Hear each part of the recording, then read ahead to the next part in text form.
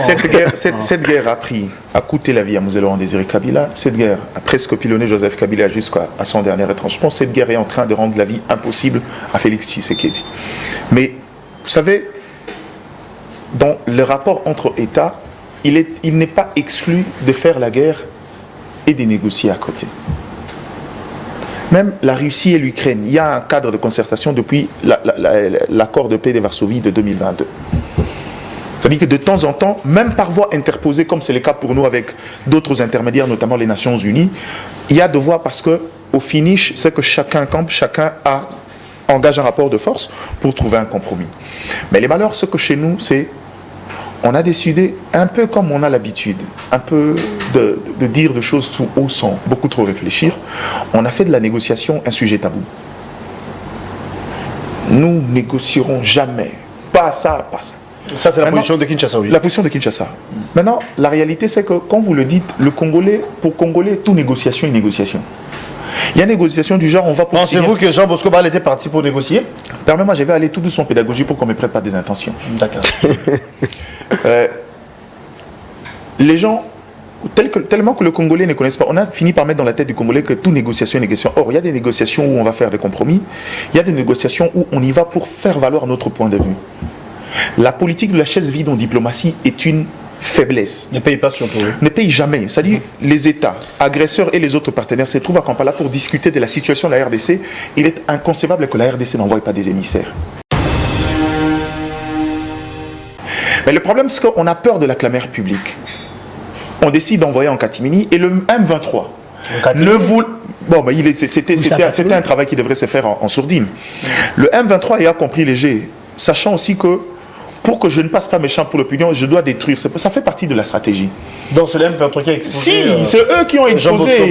C'est eux qui ont mis à la place publique via d'autres médias. Et j'ai vu même Ngoma publier qu'on discute avec des représentants de la RDC. Ngoma ou Willy Ngoma, desquels tu connais le Ngoma du M23. Je ne vais pas citer tout le nom. Okay. Donc, ce n'est pas Claude Ngoma. C'est pas Claude. Pas Claude Ngoma. Du Nouvel Élan. Non, l'ancien de Nouvel Élan. Claude Ngoma est un pasteur. En fait, le problème, c'est qu'ils ont décidé de mettre en place public pour déstabiliser, parce que pour eux, il faudra que ce soit une négociation publique. Ce que Kinshasa ne veut pas. Or, Kinshasa veut prendre part pour continuer à renforcer ses sentiments. C'est là où je dis toujours aux politiques, faites très attention. La communication est un métier. Peu importe l'orientation dans les séculiers, il faut savoir en faire usage et il faut le laisser aux techniciens. Ne vous cachez pas derrière la communication politique dans la politique des séductions. Ça finit par se retourner contre vous après. Il faut toujours avoir, la pédagogie passe avant le fighting. Il faut toujours faire comprendre aux Congolais quelle est la nature des négociations. Nous, ici, on ne va pas céder, on ne va pas négocier, on ne va pas signer aucun accord tant qu'il n'y a pas tel préalable. Et si on va signer des accords, c'est en de tels termes. On y va là-bas, dites aux gens, on va à Kampala parce qu'on veut faire valoir notre point de vue. C'est différent d'aller là-bas pour faire des compromis. On a tellement utilisé des langages qui nous clouent aujourd'hui que aller se retrouver à Kampala seulement peut être un problème. Pensez-vous réellement le ministère de la Défense, c'est un ministère régalien. Un ministère qui est l'aide du chef de l'État. Le directeur de cabinet peut-il prendre une lettre, un communiqué, un arrêté sans que son chef, le ministre, en soit au courant? Non. On a juste sacrifié. Mais cette politique de sacrifier les gens, ça ne paye pas. Ah, c'est ça la politique. Voilà.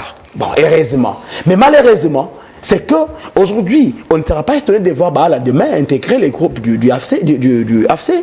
Non, il va revenir, non? Il sera obligé. Non, il ne va pas y aller. Il va pas y aller. Non, mais c'est juste une hypothèse. Il ne fera pas ça. Non, c'est son point de vue, mais je ne pense pas qu'il fera ça. Écoute, Cheikh Gelor, si jamais cela arrive... Il sera qualifié d'un traître. Non, écoutez, est-ce que tu sais qu'il y a un journaliste qui a travaillé, je pense, à la radio Capi, aujourd'hui, qui a rejoint l'M23. Il parle de Magloire Paloukou. Voilà, il y a eu des députés... C'est pas Radio Capi. Il y a eu des députés provinciaux. Il serait une grossière erreur de notre part de considérer le Kenya comme un État ami. C'est la position du chef d'État. Non, c'est depuis toujours. On a fait du Kenya. Mais ce que nous ne comprenons pas, le pouvoir au niveau de la sous-région, ceux qui gèrent les intérêts des autres, c'est plus Kagame. C'est Ruto qui a fait un effort de donner au Kenya le statut de partenaire privilégié des Nations Unies. Ce n'est pas un fait anodin. Nanga, la sortie officielle de l'AFC, c'était au Kenya, à Nairobi. On change de joueur, mais le jeu reste le même. Recréer cet espace-là, je ne vais pas dire Imatouti pour ne pas prêter des intentions, mais le schéma reste le même. Mais comme la communauté internationale n'aime pas se salir le main, pour une fois dans les approches de lobbying et de diplomatie de la RDC, cette affaire de la RDC remonte sur la surface. On en parle partout, même sans nous. Le Parlement européen aujourd'hui, il ne se passe pas une semaine sans qu'on discute de la responsabilité des États de l'Europe dans la guerre de la RDC. On a réussi à faire en sorte que cette question arrive aux oreilles de ces gens-là. Et comme ils n'aiment pas se salir le main, ils vont facilement ou stratégiquement changer de fusil d'épaule. Et même l'idée de pouvoir faire capoter les différentes négociations répond à une logique. Il faut charger Kagame. C'est lui qui doit porter le poids de la responsabilité et eux doivent être lavés. Et pendant ces temps, il lave un autre homme. Et si vous lisez la convention de Kigali, ces gens-là nous poussent même à faire une guerre. Juste pour se dédouaner de ça et changer de stratégie. Même quand vous voyez, je crois que le chef de l'État est le mieux informé que nous tous, même quand vous voyez ces velléités de guerre, ces pulsions, c'est calmé un tout petit peu parce qu'il a compris. C'est un peu comme un comptable de la SNCC à qui on dit, bon, on commence à remonter la filière, on a déjà arrêté son assistante, son parsec, avant d'arriver à lui, il décide de mettre le feu à la comptabilité. Tshisekedi confond le pouvoir à l'opposition. C'est-à-dire, dans l'opposition, il pouvait mentir comme il voulait. Ah, voilà, okay. voilà. Les opposants mentent comme ils veulent. Les opposants mentent. Très souvent. Heureusement, les chefs d'État ne mentent pas. Non, C'est la fin. non, écoutez. Non, mais parce que... Non, Marc l'a dit ici. Gabi l'a dit ici. À l'opposition, moi et l'IDPS, on a dit aux gens qu'Kabila était rwandais. Parce que je l'ai dit aussi. Dans l'opposition... Vous avez menti, hein? Non, mais bien sûr. Ah bon? Mais tu ne le sais pas. Mais Kabila n'a jamais été rwandais. Aujourd'hui, nous voyons notre fils junior. Bientôt, il va porter les maillots de notre équipe nationale. Donc, c'est-à-dire qu'il sera plus rwandais. Moi et Tshisekedi, dans l'opposition, on a dit cette guerre, c'est qui? C'est Joseph Kabila. Moi et Tshisekedi. Moi et Tshisekedi, dans l'opposition, on a dit les problèmes du Congo, c'est Kabila. Aujourd'hui, Kabila n'est plus là. Mais Tshisekedi continue à mentir les Congolais. Il envoie les gens à Kampala, partout dans le monde. Mais il ne veut pas le dire si haut. Il faut s'assumer parfois. On a demandé à Kabila, quelle relation avez-vous avec les Rwandais? Il était clair. Avec Kagame, il était clair. Mais posez la même question à Tshisekedi. Il a dit, Kagame c'était mon frère. Kabouya et Tshisekedi, nous on a marché avec les Mouzites pour que Karega soit chassé. On nous a traité de tous les mots. On a dit nous étions des ennemis de la République. Tshisekedi est allé plus loin pour nous traiter de combattants. Nous. Pourquoi? Parce qu'on ne voulait pas. Moi, Kagame n'est pas mon frère. Kagame c'est mon ennemi. Mais Kagame est le frère de Tshisekedi. Il faudra qu'on soit tolérant envers les autres. Tshisekedi avait dit autrefois que Kagame était son frère, mais aujourd'hui il a changé de point de vue. Il a fini par comprendre. Son frère africain, oui. Il a fini par comprendre. Il s'est rendu compte que Kagame s'est méconduit. Il a compris que ce n'est pas son frère. Oui.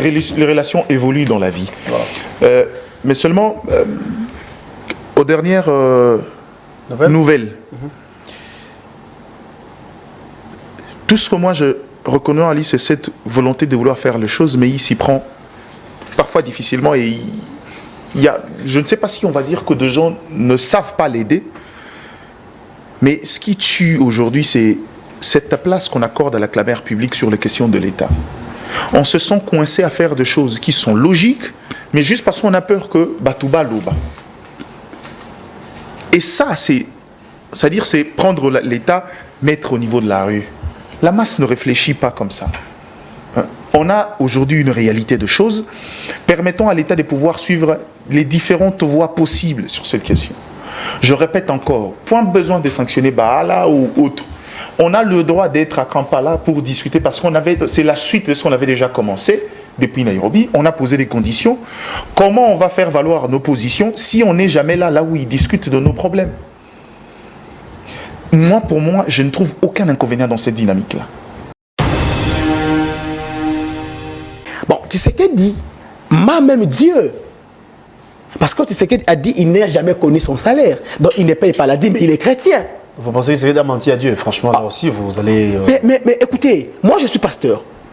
Si Vous je êtes touche... pasteur, vous? Ah bon? Oui, je suis pasteur d'une église. Ah bon? Ah, Bien sûr. étonnant. Ah, ben, je l'ai jamais su. Ah, tu n'as jamais Que su? vous étiez pasteur. Ah, voilà, c'est une information. Sinon. Donc, c'est-à-dire, si je touche 500 $, c'est-à-dire je donne ma dîme de 50 $ le mois. Mais tu sais qu'un fervent chrétien, comme on nous a toujours dit, il dit il ne connaît pas son salaire. Qu'est-ce qu'il paye comme dîme? Donc, il ment à Dieu. C'est la fin. Voilà. Mais si quelqu'un qui a menti à Dieu a commis Merci cette d'être raison venu. à la population, pourquoi ne pas réduire les salaires de députés et augmenter les salaires de militaires pour que ces militaires aient la motivation de faire la guerre face à la Ils vont tous aller en rébellion. Voilà. Donc, pour dire que... Les députés? Réduisez leur salaire, ils vont tous se retrouver. Ils vont tous, vraiment, ils vont se retrouver avec ça. Aussi. Mais c'est pas pourquoi. Ça, ce sont des préjugés. Hein. Non, mais ok. Si... Comment vous demandez aux gens de se faire harakiri? L'autorité budgétaire, c'est lui qui définit même la nomenclature, c'est eux-mêmes. Vous pensez que ces gens vont passer Voilà. la loi de finances avec un salaire de député de 2000?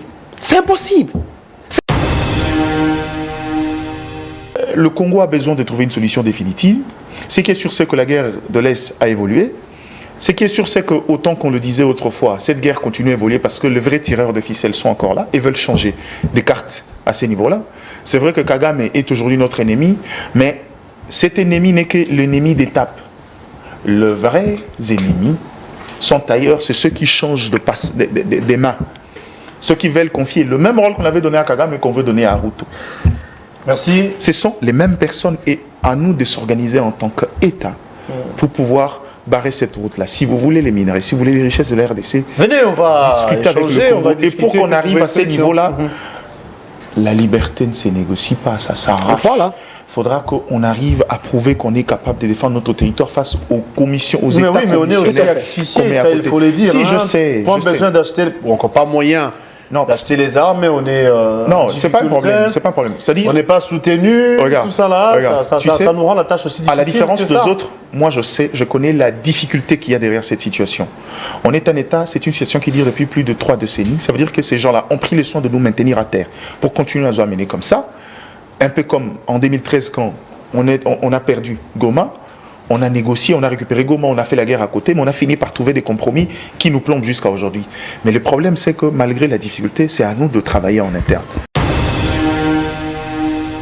Bon début de week-end à vous qui êtes branchés, vous qui nous suivez en ce moment. C'est un plaisir pour nous de vous retrouver encore pour ce nouveau numéro de Nice Press où nous allons le plaisir et l'honneur de recevoir des invités, Gardi Diana et les tout premiers journalistes que vous connaissez, mais reçus en qualité d'analyste politique. De l'autre côté, c'est plutôt l'opposition qui est représentée par l'entremise de monsieur le père Koubangila, avec qui nous allons partager le même plateau pendant 50 minutes pour vous éclairer bien évidemment par rapport aux questions qui seront évoquées. Déjà, je m'en vais vous dire que la prospérité titre à sa une les USA grondent. RDC, l'AFDC, Corneille Nangaa, non, l'AFC, donc Alliance Fleuve Congo, Corneille Nangaa et consorts sanctionnés à l'OFAC. Comprenez que les États-Unis lèvent les tons également par rapport à ce qui s'est passé au Congo. Donc Nangaa plutôt sera certainement sans doute sanctionné, mais vous êtes sans ignorer qu'ici à Kinshasa, il y a un procès contre ces derniers, procès en coutumance bien sûr, où Nangaa va répondre sans doute de ses actes, Nangaa et ses colistiers. Nous allons vous parler également de ces désaccords du président Félix Tshisekedi contre les Kenyans. Félix Tshisekedi s'indigne par rapport à la position du Kenya. Le président pense que les Kenyans a pris fait et cause du Rwanda, mais cependant Félix Tshisekedi ne jure que sur les accords de Luanda, donc retrait des troupes à l'est de notre pays. La révocation des Bahala, ça continue à faire couler encre et salive. Nous allons également vous éclairer ou encore nous aurons le temps de mettre le point de vue par rapport à ça. Alors, je m'en vais saluer mes invités en commençant par Gardi Diana, à qui j'ai dit bon début de week-end. Merci d'être là et bon vendredi à vous. Merci Gaylor. Bonjour également à vous et à mon co-débatteur et à ceux qui nous suivent en cet instant. C'est un plaisir de vous retrouver, chers frères. Le plaisir est partagé. De l'autre côté, c'est le père Koubangila, un opposant. Merci et bon vendredi, chers frères. Merci, bonjour Gaylor, bonjour à mon co-débatteur, bonjour aux Congolais. Je ne suis pas opposant, je suis plutôt les résistants. Parce Les que, résistants. oui, face à la dictature, face à la mégestion, il faut résister. Il ne faut pas s'opposer, mais plutôt résister. Parce que c'est la résistance qui change les choses, c'est la résistance qui apporte la révolution républicaine, la révolution constitutionnelle. C'est pourquoi nous avons choisi la révolution, parce que nous devons résister face à toute dérive de l'IDPS et son régime, c'est tout de l'Union sacrée. Bon, alors, ne se situe pas à ces niveaux, sauf au niveau de la Constitution, ce n'est pas reconnu. Alors, on va prendre la question, sauf si vous avez à dire. Qu'est-ce qui n'est pas reconnu au niveau de la Constitution? La résistance, plutôt l'opposition, oui. Oui, mais au fait, c'est juste le jeu des mots, c'est le terme. Si on peut parler de la résistance ou soit de l'opposition, n'empêche. Parce qu'aujourd'hui, nous avons vu des gens qui se disent opposition républicaine, qui n'est pas constitutionnelle non plus. Mais au moins, c'est un contexte qui a pris corps dans notre pays. Alors, si nous parlons de la résistance, où est le problème? Parce que nous avons en face de nous un pouvoir dictatorial, nous avons en face de nous un pouvoir mal acquis, alors on doit résister. Parce qu'on s'opposait par rapport à quoi? Qu'est-ce que vous appelez pouvoir dictatorial? Bref, c'est votre point de vue. Alors, parlons de l'actualité. On va commencer par rapport à ces procès de Corneille Nangaa. Vous êtes sans ignorer que Nangaa a semé terreur et désolation. Il a occupé un coin du pays, ça fait long feu, où il y a beaucoup de nos compatriotes qui malheureusement sont morts par rapport à la situation. Aujourd'hui, Kinshasa a pris l'option de traduire ces derniers en justice. Pensez-vous que les résultats seront satisfaisants ou bien, parce que d'aucuns pensent que c'est du remplissage, hein, quant à vous, qu'est-ce que vous en pensez? Merci beaucoup, cher Guélor. D'abord, je présente mes condoléances les plus attristées à notre ami et frère Jacob Mbangi, le secrétaire général du parti politique Écolo, et puis à Fall Mamba, et les deux qui ont perdu leur sœur aînée. Vraiment, je leur présente les condoléances aussi à ma base de ma tété qui venait de perdre un baobab, le papa Jean Mopandanseke. Là, tout Grabandundu est éprouvé. Je présente vraiment toutes mes condoléances à cette famille. Merci pour la question. Mais, cher Guélor, moi, je pense que le régime Tshisekedi doit arrêter avec des spectacles désolants. Et surtout, notre ami et frère Constant Mutamba. C'est un garçon que j'apprécie parfois beaucoup. Mais fort malheureusement... Parfois beaucoup. Oui. Mais fort malheureusement, notre ami est en train de tomber dans l'épée de Tshisekedi, des populismes, de faire des procès spectaculaires. En réalité, il n'y a rien. Mais pourquoi seulement contre Nangaa? Alors ici, Mobondo, juste à Kinshasa, parce que Mobondo aussi, c'est météraire. Il y a des Congolais qui ont été tués, qui continuent d'être tués. À quand le procès pour le phénomène Mobondo? Vous savez qu'ici, dans notre pays, on a parlé de phénomène Kamwina Sapou, sous Kabila, on a dit c'est Kabila qui tue au Kassai.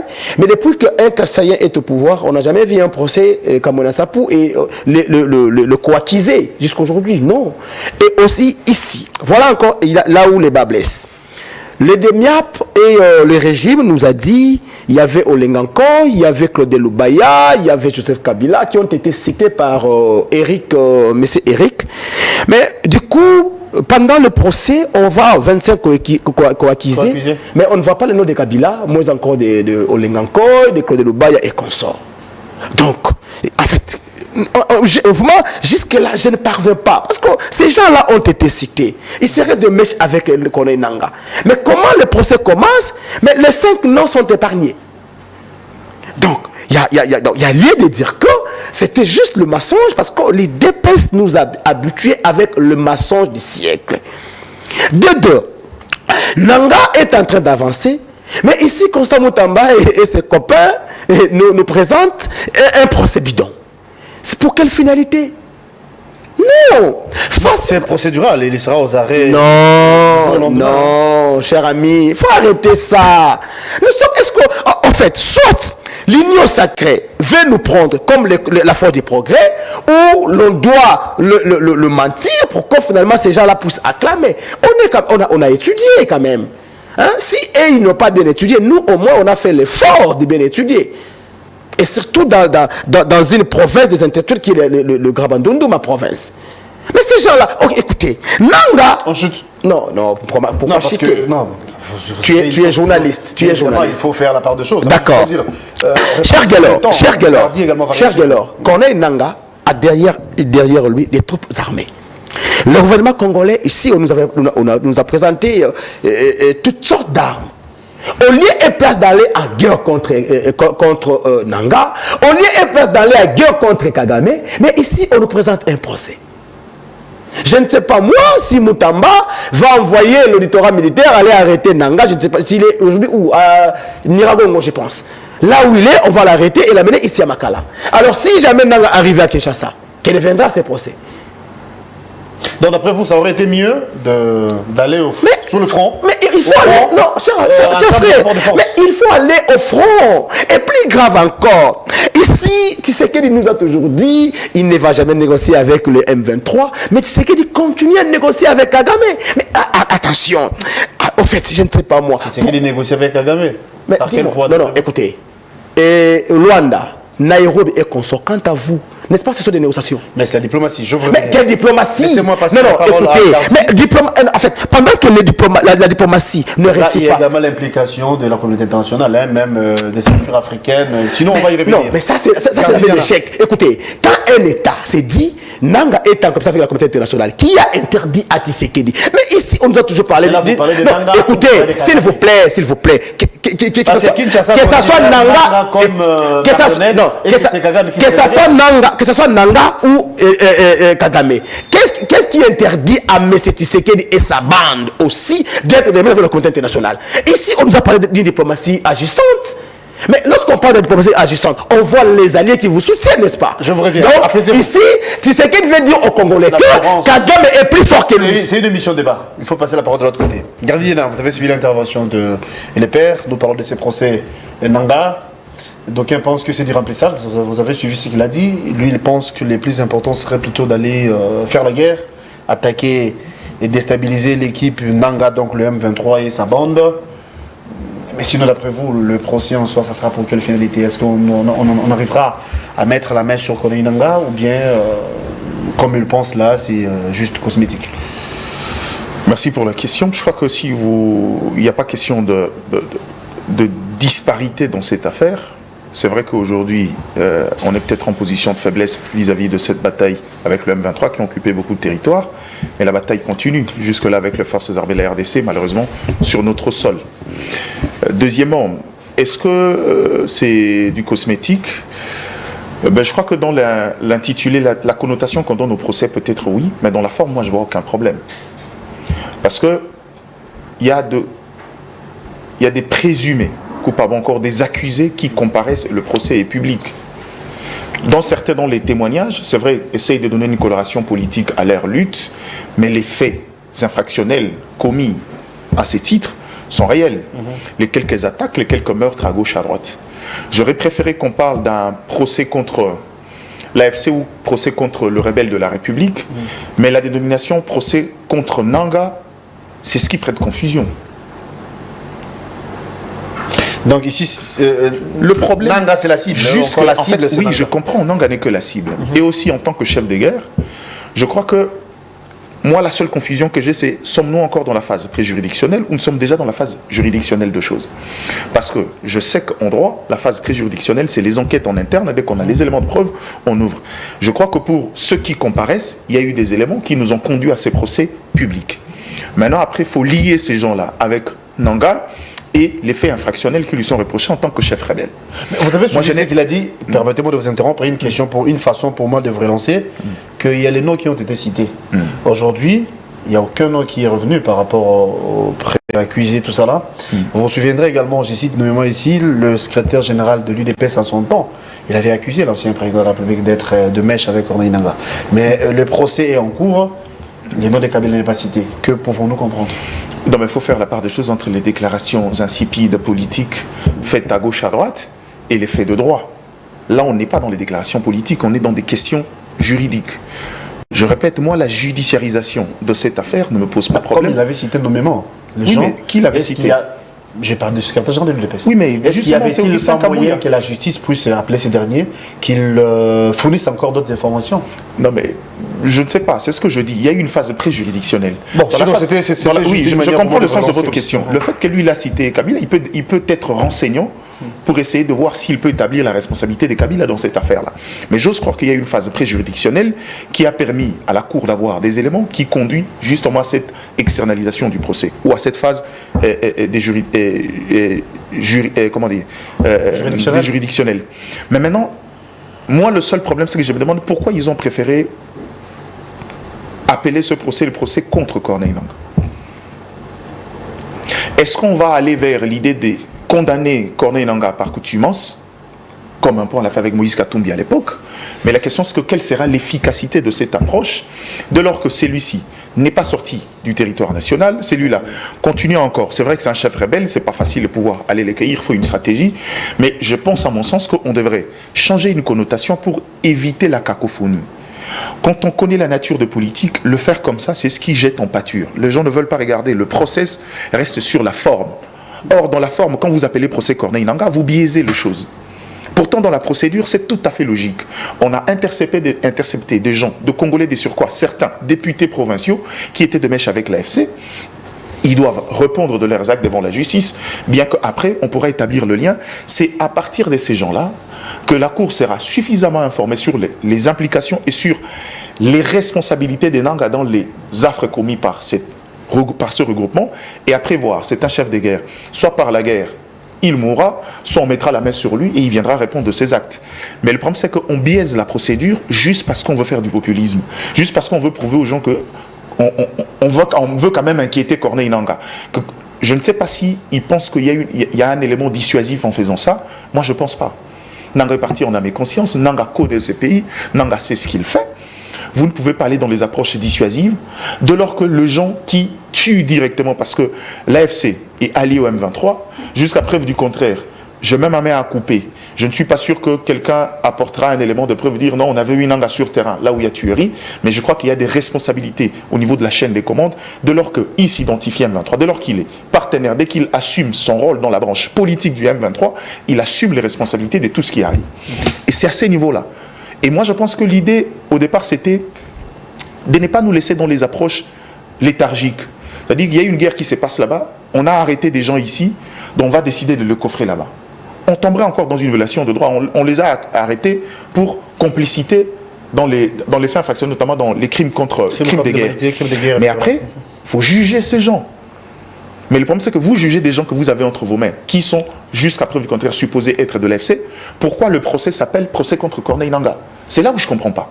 La dénomination biaise une démarche pourtant à la base bonne de pouvoir faire en sorte que ces gens répondent et que ces gens nous servent même d'appât pour donner suffisamment d'éléments qui permettra à ce qu'on puisse... Qu'est-ce qui te pose problème en matière de vous? La dénomination ou bien la procédure? Non, c'est la dénomination. La procédure, je suis d'accord, on a arrêté des gens parce qu'ils étaient présumés complices des actes de guerre. Ils doivent être jugés. On a identifié, on sait qu'ils sont de l'AFC parce qu'il y a eu des AV, il y a eu des PV établis avant. Il faut que ces gens-là répondent de leurs actes. Mais après... donner une connotation qui nous permettra de ne pas créer d'imbroglio, de ne pas déranger la compréhension et la Nangaa contrôle quelques zones de notre nation. Ouais. À Kinshasa, il y a un procès, bien que vous remettez en cause la dénomination, sur votre point de vue. Mais sinon, ce sera pour quelle finalité? Est-ce que, comme a dit le père il y a peu, le plus important serait d'affronter Nangaa, donc de faire la guerre contre ces derniers, ou bien de nous proposer ces genres de procès? Est-ce que ne voyez-vous pas que c'est à moitié contradictoire? Non, qu'est-ce que nous cherchons, qu'est-ce que nous voulons juste? Non, c'est pas contradictoire. Ok. C'est pas contradictoire. On est dans un État qui subit une guerre d'agression. C'est-à-dire que quand vous parlez de la guerre, je vous ai dit ici que jusqu'aujourd'hui, les faits de guerre existent, même si les militaires ont perdu du terrain parce que l'M23 a quand même récupéré encore plusieurs zones aujourd'hui, mais la guerre existe.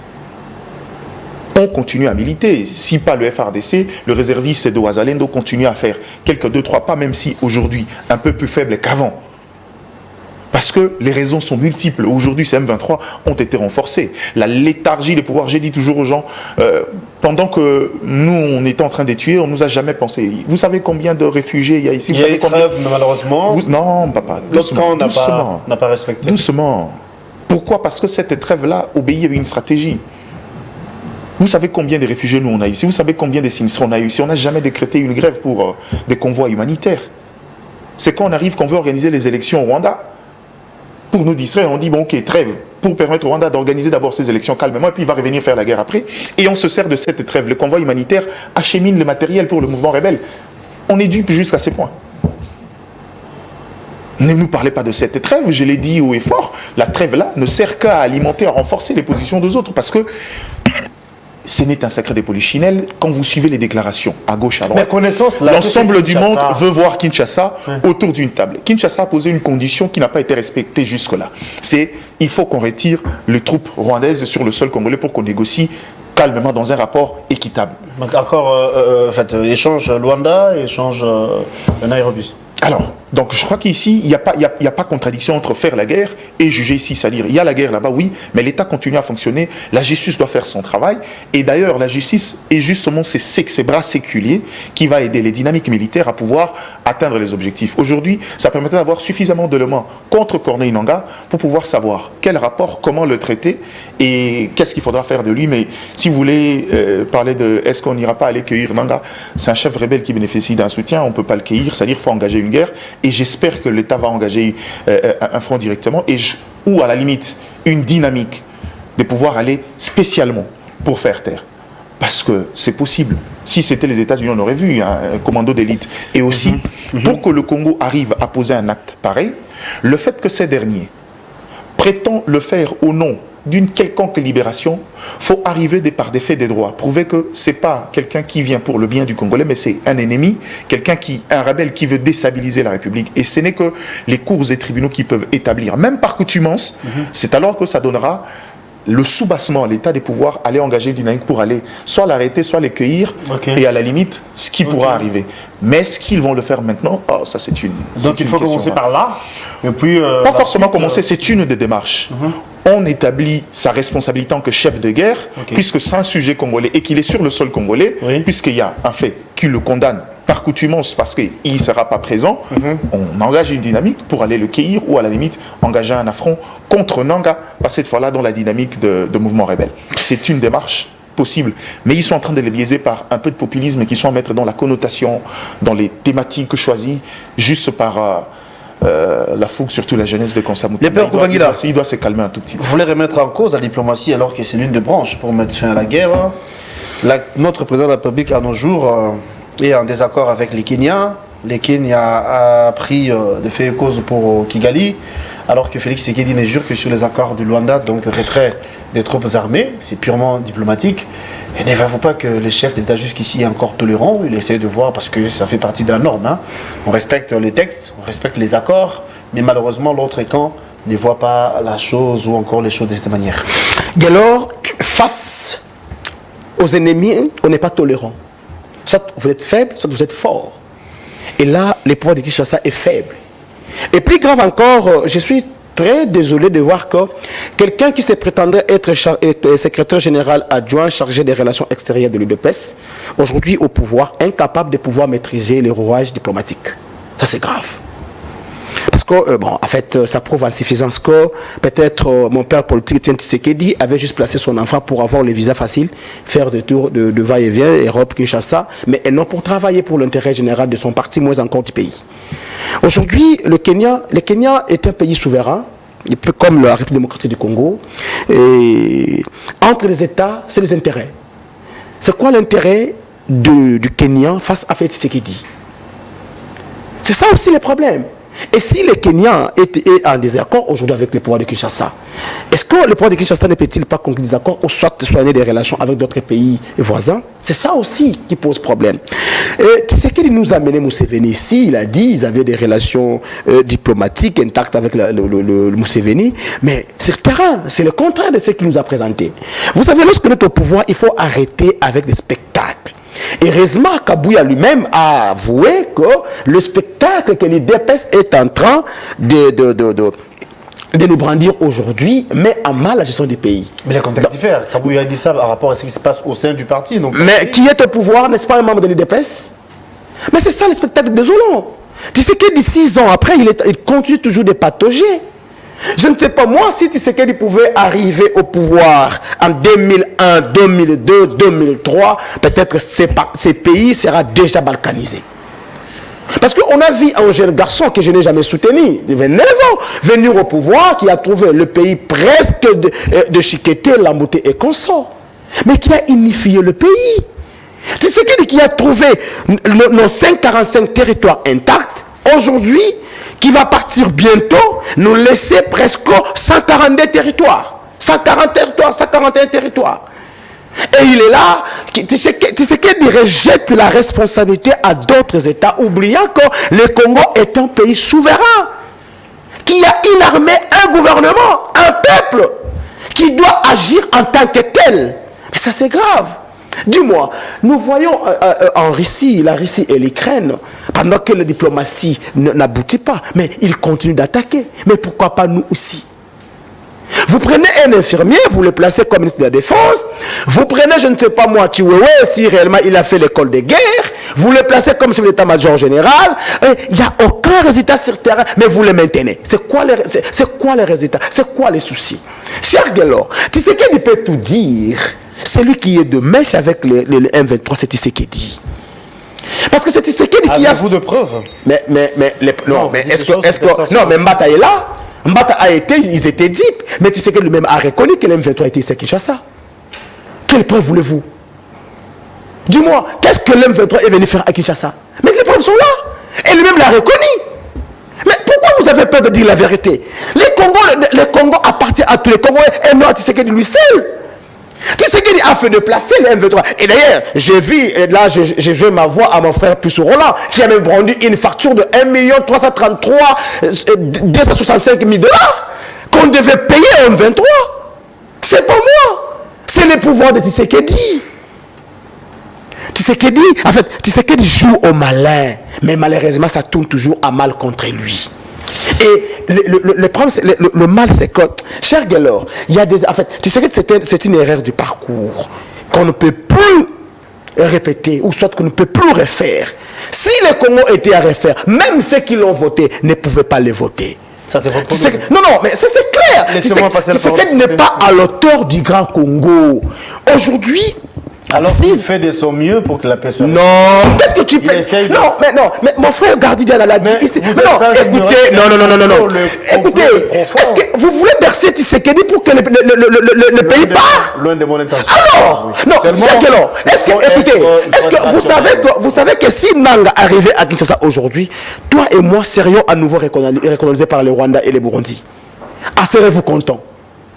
Nous devons nous lever pour dire... Je pense qu'il aura cette facilité alors que nous avons une armée aussi. Ah bon? Oui, parce que vous savez, si écoutez.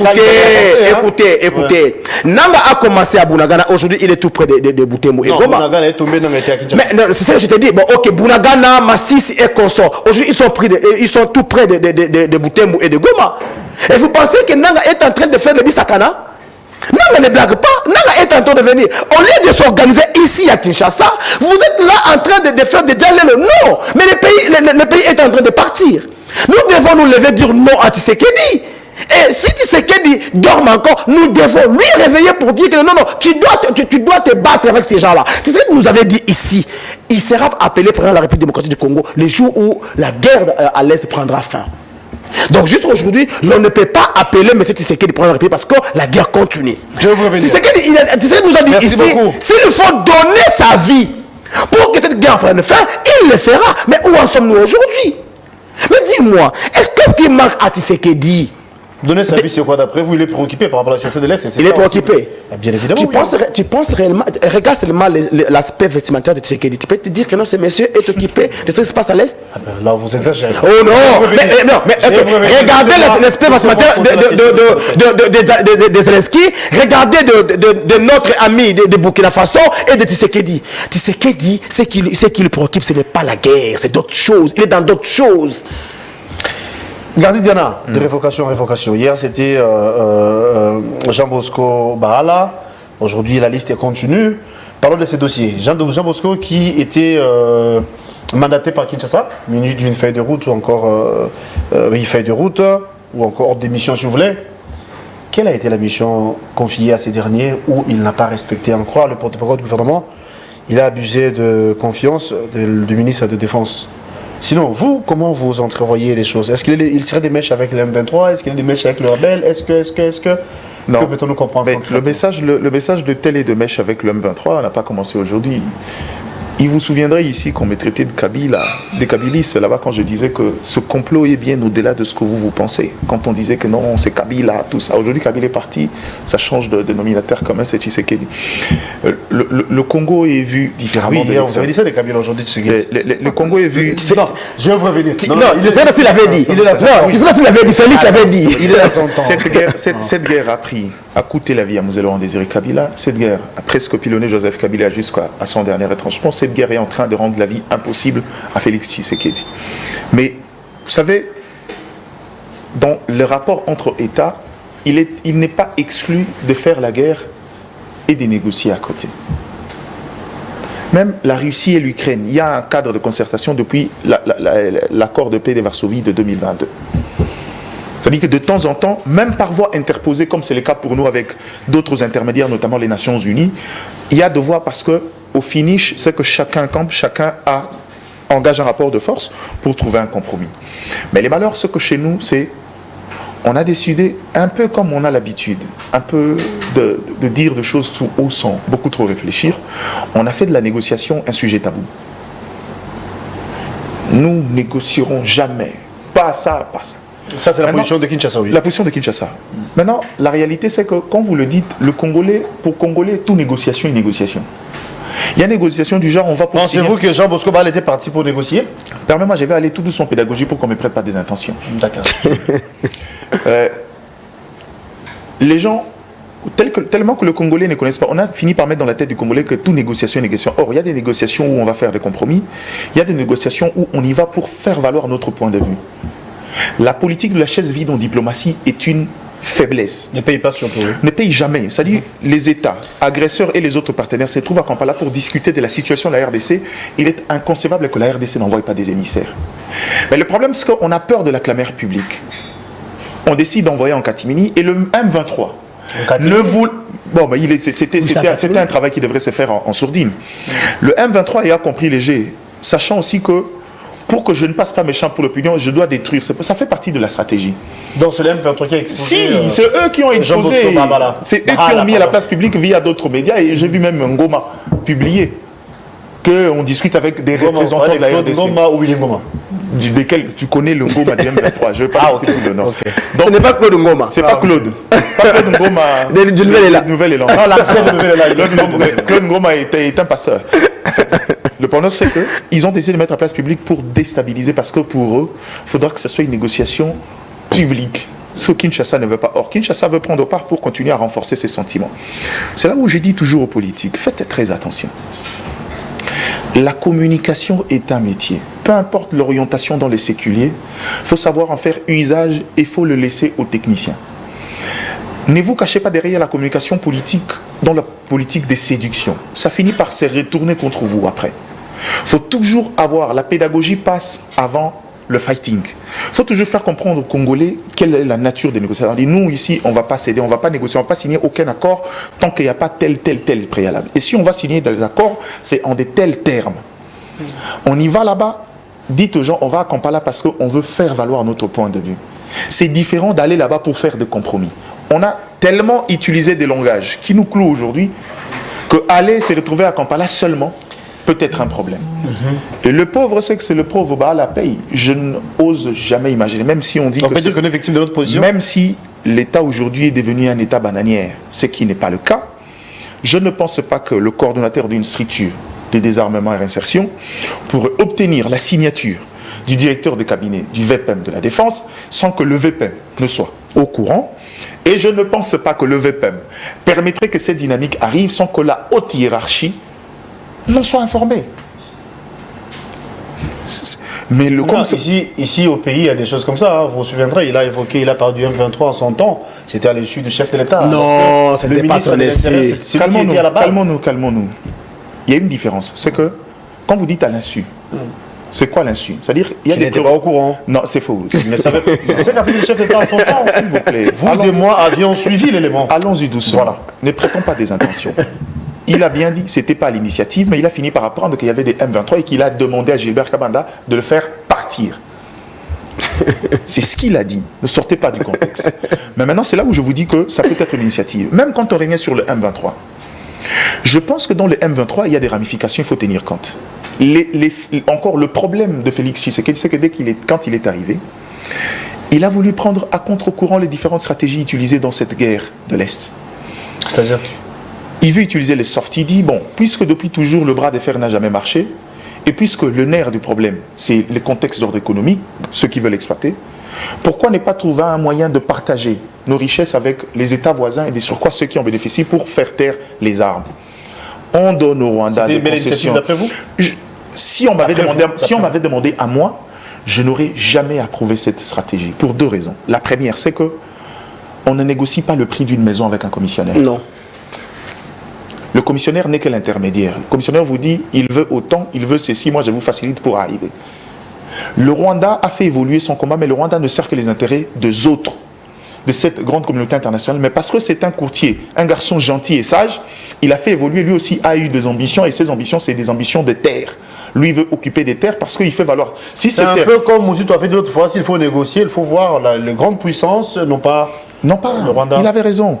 Maintenant, le problème, c'est que lui voulait neutraliser la dynamique externe en créant une dynamique au niveau de la sous-région pour créer un rapport de force et négocier face à face avec la communauté internationale. Le schéma, là, si on m'avait demandé à moi, je n'aurais pas choisi ce schéma parce que je connais les faiblesses du Rwanda. Un État qui vit de ressources internes à moins de 50% et dépend à plus de 50% des ressources externes de ces États-là, ce n'est pas faisable. Le problème se retrouve là. Sa bonne foi l'a tué au départ. Maintenant, le problème, c'est qu'il se bat comme un diable dans un bénitier.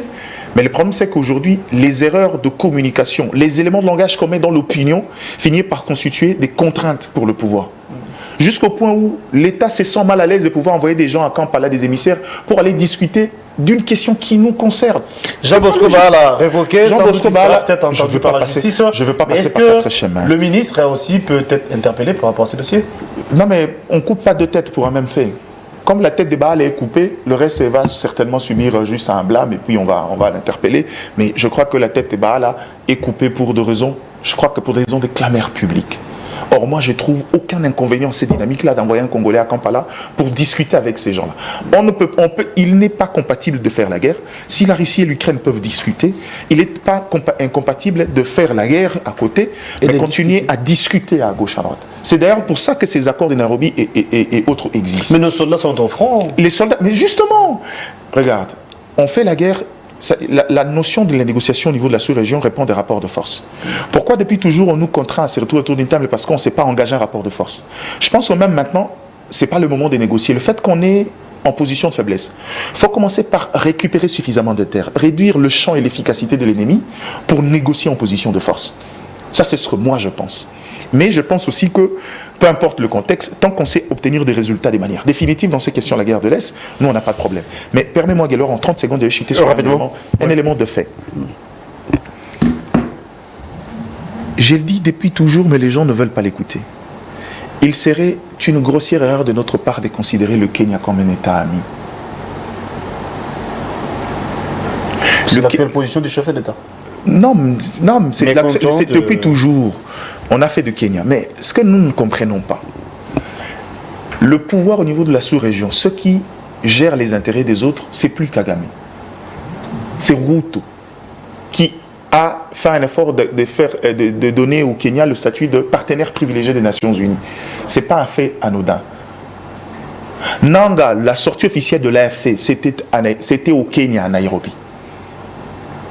On change de joueur, mais le jeu reste le même. Recréer cet espace-là, je ne vais pas dire Imatuti pour ne pas prêter des intentions, mais le schéma reste le même. Mais comme la communauté internationale n'aime pas se salir le main, pour une fois dans les approches de lobbying et de diplomatie de la RDC, cette affaire de la RDC remonte sur la surface. On en parle partout, même sans nous. Le Parlement européen aujourd'hui, il ne se passe pas une semaine sans qu'on discute de la responsabilité des États de l'Europe dans la guerre de la RDC. On a réussi à faire en sorte que cette question arrive aux oreilles de ces gens-là. Et comme ils n'aiment pas se salir le main, ils vont facilement ou stratégiquement changer de fusil d'épaule. Et même l'idée de pouvoir faire capoter les différentes négociations répond à une logique. Il faut charger Kagame. C'est lui qui doit porter le poids de la responsabilité et eux doivent être lavés. Et pendant ces temps, ils lavent un autre. Et si vous lisez la convention de Kigali, ces gens-là nous poussent même à faire une guerre. Juste pour se dédouaner de ça et changer de stratégie. Même quand vous voyez, je crois que le chef de l'État est le mieux informé que nous tous, même quand vous voyez ces velléités de guerre, ces pulsions, s'est calmé un tout petit peu parce qu'il a compris. C'est un peu comme un comptable de la SNCC à qui on dit, bon, on commence à remonter la filière, on a déjà arrêté son assistante, son parsec, avant d'arriver à lui, il décide de mettre le feu à la comptabilité. Avant que Kagame n'occupe ce poste-là, Joseph Désiré Mobutu a fait ce rôle-là. Jusqu'à ce que vous savez comment on l'a poussé à la porte, comment on l'a malmené, comment on l'a ridiculisé jusqu'à aller mourir à l'étranger. Et aujourd'hui, Kagame le sait. Quand il commence à parler à gauche, à droite, l'homme qui était dans une communication très soft commence à communiquer de manière alambiquée. Des discussions très belliqueuses du genre, on est prêt pour la guerre, on est prêt à se battre. Le pouvoir aujourd'hui, c'est lui qui gère les intérêts de la communauté internationale, des Nations Unies particulièrement aujourd'hui. Le pouvoir est en train petit à petit de basculer vers le Kenya. Et je vous rappelle qui est Ruto. Ruto a exterminé avec son parrain, à l'époque, toute une communauté pour gagner les élections. Il a déjà été au devant de la CPI pour crimes de guerre et crimes de l'humanité. Je préfère m'arrêter là, mais on nous change de fusil d'épaule, la stratégie reste la même. Et arrêtons d'être naïfs. Donc, en nos jours, le Kenya représente un grand danger pour nous. Ruto, j'ai toujours dit aux gens, il ne prendra jamais position pour nous. Ce que vous avez dit. Alors, il n'est pas un homme de confiance. C'est presque la fin. Je vous passe la parole, votre dernière prise de parole, parce que nous allons chuter de ce côté, mais la question, c'est en rapport avec cette révocation du Bahala. Quelle lecture faites-vous? Mais normalement, tu devais chuter ici parce que... Non, j'avais commencé avec vous. Non. Au cas où vous aurez oublié. Non, c'est avec lui que vous avez commencé. Non, la première question était avec vous. Non, mais... discutez pas pour ça. D'accord. Vous avez la parole, oui. Merci, cher Guélor. D'abord, ici, je vais présenter les inquiétudes et surtout cette négligence de la part du régime de Kinshasa face à ma province. L'Assemblée nationale, il n'y a aucun représentant du Grand Bandundu. Le Sénat aussi, aujourd'hui, ça se discute, aucun représentant du Grand Bandundu. Tshisekedi a privé les Grands Bandundu, même les élections au territoire de Massimanimba, parce que jusqu'à aujourd'hui, il y a les gouverneurs intermaires. Il y a des anciens ministres provinciaux. Donc, on ne sait pas, parce que Bandundu ne lui a pas été favorable, et voilà, là où il nous envoie. Et ici... Vous allez à l'extrême, vous aussi. Non, mais c'est clair. Il y a des situations sécuritaires. Cher frère. Non. Mais c'était dû à ça, vous le savez. C'est quoi le rôle de l'État? Non. À quoi montre ici, on a coopté les députés provinciaux. Il y a eu élection du gouverneur Oma Indombe. Mais au Kwilu, jusque-là, il n'y a rien. Et vous allez voir que non, le bureau du Sénat, de l'Assemblée nationale, il n'y a aucun représentant du Grand Bandundu. Et là, c'est à nos leaders de prendre conscience. Nous devons prendre conscience. Et les Grands Bandundu doivent diriger ces pays après 2028. Revenons à la question. Je reviens maintenant à la question. De Bahala. Cher frère, vous savez, à un certain moment dans la vie, bon, la plus grosse erreur qu'a commis Félix Tshisekedi, d'abord, c'est de mal acquis le pouvoir et aussi de se séparer de ses compagnons de l'élite de l'opposition pour se donner de nouveaux alliés. C'est dont on a critiqué hier. Aujourd'hui, vous parlez de Bahala. Moi, je pense, Grady l'a dit, pensez-vous réellement le ministère de la Défense, c'est un ministère régalien. Un ministère qui est l'œil du chef de l'État. Le directeur de cabinet peut-il prendre une lettre, un communiqué, un arrêté sans que son chef, le ministre, en soit au courant? Non, on a juste sacrifié. Mais cette politique de sacrifier les gens, ça ne paye pas. Ah, c'est ça la politique. Voilà. Bon, heureusement. Mais malheureusement, c'est qu'aujourd'hui, on ne sera pas étonné de voir Bahala demain intégrer les groupes du AFC. Non, il va revenir, non, il sera obligé. Non, il ne va pas y aller. Non, mais c'est juste une hypothèse. Il ne fera pas ça. Non. C'est son point de vue, mais je ne pense pas qu'il fera ça. Mais écoute, cher Guélor, si jamais cela arrive... Il sera qualifié d'un traître. Non, écoutez, est-ce que tu sais qu'il y a un journaliste qui a travaillé, je pense, à la radio Okapi, aujourd'hui, qui a rejoint l'M23? Il parle de Magloire Paloukou. Voilà, il y a eu des députés... C'est pas Radio Okapi. Il y a eu des députés provinciaux.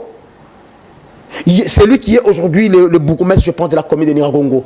Il est de Gilet Paloukou, qui a travaillé avec le régime. Donc, c'est-à-dire, on ne sera pas surpris. Moi, je pense que ceci, comme l'a dit Magrady Diana, ça ne sert à rien. Ça ne sert à rien d'avoir... En fait, face à des exigences on ne peut pas avoir honte.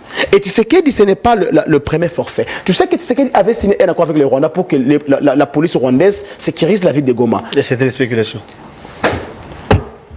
Dès lors, tu es journaliste. Vous et moi, non, écoutez. Vous avez vu l'accord en question. Non, est-ce que tu peux me dire, est-ce que l'accord économique a signé Kinshasa et le Rwanda, l'as-tu vu? On peut revenir au sujet. Non, mais non. Voilà. On a passé le temps. Voilà. L'accord économique, il y a eu des conséquences. Il y a eu une société de raffinerie d'or qui a existé, qui prouve l'accord. Alors, dans la sécurisation, c'était un cadiocha. Non, mais nous avons vu la population gamatracienne marcher. Oui, c'était du bluff sur les. Ah, mais les gars, j'ai l'IDPS, c'est l'Union sacrée. Ils ont suivi le même cadiocha. Donc, et ici, moi je pense que Tshisekedi doit faire d'un Congo un État souverain et doit agir en tant que tel. C'est-à-dire organiser notre armée, donner les moyens nécessaires. Je l'ai toujours dit, pourquoi ne pas réduire les salaires de députés et augmenter les salaires de militaires pour que ces militaires aient la motivation de faire la guerre face à la Ils vont tous aller en rébellion. Voilà. Donc, pour dire que... Qui, les députés? Réduisez leur salaire, ils vont tous ils vont se retrouver aussi. Mais c'est pas pourquoi. Ça, ce sont des préjugés. Non, mais ok. Si... Comment vous demandez aux gens de se faire acquérir? L'autorité budgétaire, c'est lui qui définit même la nomenclature, c'est eux-mêmes. Vous pensez que ces gens vont passer la loi de finances avec un salaire de député de 2000? C'est impossible. C'est impossible. Ensuite. Donc, pour dire qu'aujourd'hui, bon, Tshisekedi m'a même Dieu. Parce que Tshisekedi a dit qu'il n'a jamais connu son salaire. Donc, il ne paye pas la dîme, mais il est chrétien. Vous pensez que c'est a menti à Dieu? Franchement, là aussi, vous allez... Mais écoutez, moi, je suis pasteur. Si je touche... vous? Ah bon? Oui, je suis pasteur d'une église. Ah bon? Ah, je ne l'ai jamais su. Ah, tu n'as jamais su? Vous étiez pasteur. Ah, voilà, c'est une information. Sinon... Donc, c'est-à-dire, si je touche $500, c'est-à-dire je donne ma dîme de $50 le mois. Mais tu sais qu'il y a un fervent chrétien, comme on nous a toujours dit. Il dit qu'il ne connaît pas son salaire. Qu'est-ce qu'il paye comme dîme? Donc, il ment à Dieu. C'est la fin. Voilà. Mais si quelqu'un qui a menti en Dieu a commis cette raison à la population. Donc, ici, tout ce que Tshisekedi confond le pouvoir à l'opposition. C'est-à-dire, dans l'opposition, il pouvait mentir comme il voulait. Ah, voilà, okay. voilà. Les opposants mentent comme ils veulent. Les opposants mentent. Très souvent. Heureusement, les chefs d'État ne mentent pas. Non, c'est la fin. Non, écoutez. Non, mais parce que... Gabriel. Non, Marc l'a dit ici. Gabriel l'a dit ici. À l'opposition, moi et l'IDPS, on a dit aux gens qu'Abel était rwandais. Parce que je l'ai dit aussi. Dans l'opposition... Vous avez menti, hein? Non, mais bien sûr. Bon? Mais tu ne le sais pas. Mais Kabila n'a jamais été rwandais. Aujourd'hui, nous voyons notre fils junior. Bientôt, il va porter les maillots de notre équipe nationale. Donc, c'est-à-dire qu'il sera plus rwandais. Moi et Tshisekedi, dans l'opposition, on a dit cette guerre, c'est qui? C'est Joseph Kabila. Moi et Tshisekedi. Moi et Tshisekedi, dans l'opposition, on a dit les problèmes du Congo, c'est Kabila. Aujourd'hui, Kabila n'est plus là. Mais Tshisekedi continue à mentir les Congolais. Il envoie les gens à Kampala, partout dans le monde. Mais il ne veut pas le dire si haut. Il faut s'assumer parfois. On a demandé à Kabila, quelle relation avez-vous avec les Rwandais? Il était clair. Avec Kagame, il était clair. Mais posez la même question à Tshisekedi. Il a dit, Kagame c'était mon frère. Kabouya et Tshisekedi, nous on a marché avec les Mosites pour que Karega soit chassé. On nous a traité de tous les mots. On a dit nous étions des ennemis de la République. Tshisekedi est allé plus loin pour nous traiter de Kombantaba. Nous. Pourquoi? Parce qu'on ne voulait pas. Moi, Kagame n'est pas mon frère. Kagame c'est mon ennemi. Mais Kagame est le frère de Tshisekedi. Merci beaucoup le père Koubagila. Merci d'être venu. Merci beaucoup. C'est avec vous que nous avons bouclé, cher Gardi. 2 minutes, guise des conclusions. D'accord. Vous avez la parole. Et je crois que faudra qu'on soit tolérant envers les autres. Tshisekedi avait dit autrefois que Kagame était son frère. Aujourd'hui, il a changé de point de vue. Il a fini par comprendre. Frère africain, oui. Il a fini par comprendre. Il s'est rendu compte que Kagame s'est méconduit. Il a compris que ce n'est pas son frère. Oui. Les relations évoluent dans la vie. Voilà. Mais seulement, aux dernières nouvelles, tout ce que moi je reconnais en Ali, c'est cette volonté de vouloir faire les choses, mais il s'y prend parfois difficilement. Et je ne sais pas si on va dire que des gens ne savent pas l'aider, mais ce qui tue aujourd'hui, c'est cette place qu'on accorde à la clameur publique sur les questions de l'État. On se sent coincé à faire des choses qui sont logiques, mais juste parce qu'on a peur que Batouba l'Oba. Et ça, c'est-à-dire c'est prendre l'État, mettre au niveau de la rue. La masse ne réfléchit pas comme ça. On a aujourd'hui une réalité de choses permettant à l'État de pouvoir suivre les différentes voies possibles sur cette question. Je répète encore, point besoin de sanctionner Baala ou autre. On a le droit d'être à Kampala pour discuter parce qu'on avait, c'est la suite de ce qu'on avait déjà commencé depuis Nairobi. On a posé des conditions. Comment on va faire valoir nos positions si on n'est jamais là où ils discutent de nos problèmes? Moi, pour moi, je ne trouve aucun inconvénient dans cette dynamique-là. Et qu'on trouve un moyen. Donc aujourd'hui, le Congo a besoin de trouver une solution définitive. Ce qui est sûr, c'est que la guerre de l'Est a évolué. Ce qui est sûr, c'est que, autant qu'on le disait autrefois, cette guerre continue à évoluer parce que les vrais tireurs de ficelles sont encore là et veulent changer des cartes à ces niveaux-là. C'est vrai que Kagame est aujourd'hui notre ennemi, mais cet ennemi n'est que l'ennemi d'étape. Les vrais ennemis sont ailleurs, c'est ceux qui changent des mains. Ceux qui veulent confier le même rôle qu'on avait donné à Kagame et qu'on veut donner à Ruto. Merci. Ce sont les mêmes personnes et à nous de s'organiser en tant qu'État pour pouvoir barrer cette route-là. Si vous voulez les minerais, si vous voulez les richesses de la RDC, venez, on va discuter avec le Congo. on va et pour qu'on arrive à ces niveaux-là, la liberté ne se négocie pas, ça s'arrache. Voilà. Il faudra qu'on arrive à prouver qu'on est capable de défendre notre territoire face aux commissions, aux mais États. Oui, mais on est aussi asphyxié, ça il faut le dire. Si, je sais. Pas besoin d'acheter, encore pas moyen d'acheter les armes, mais on est... non, c'est pas un problème. C'est pas un problème. On n'est pas soutenu, tout ça là, ça nous rend la tâche aussi difficile. À la différence des autres, moi je connais la difficulté qu'il y a derrière cette situation.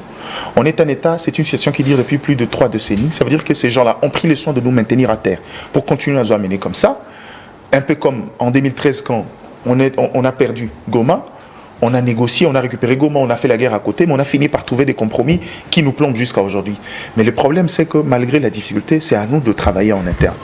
Je sais que le complot est énorme, je sais que la bataille est immense. Je sais ce que ça représente. Mais aussi, chaque jour qui s'élève, il faudra qu'on y travaille. Chaque Congolais ou à la limite ceux qui dirigent d'abord, mettre en place des stratégies pour que finalement nous allions vers cet épanouissement définitif de cette guerre-là. Je sais que ce n'est pas maintenant, je sais que ce n'est pas un objectif à très court terme, mais même à moyen terme, il faudra que le Congolais ressente et que le monde voie déjà vers où nous allons. Mais on voyage toujours par un pas. Donc il faut commencer quelque chose. Merci Gardi. Et je crois que c'est la fin. Je me pose une question. Sous Kabila, sous Mobutu, on a vu le général Mayele et consort. Kabila, Mamadou Ndala et Baouma. C'est que aujourd'hui est incapable aussi de nous présenter un général du genre Mamadou Ndala et Baouma.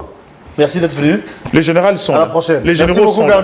Allez, on vous retrouve le lundi. Ça sera pour un nouveau numéro. La rediffusion de ce même numéro demain matin, donc à 10h. La situation était facile. À 18h, les étoiles, abonnez-vous à Nespresso. Mais comment on a eu des Baouma et des Mamadou Ndala aujourd'hui? Tu sais qu'il y a eu les Ouazalendo. Non.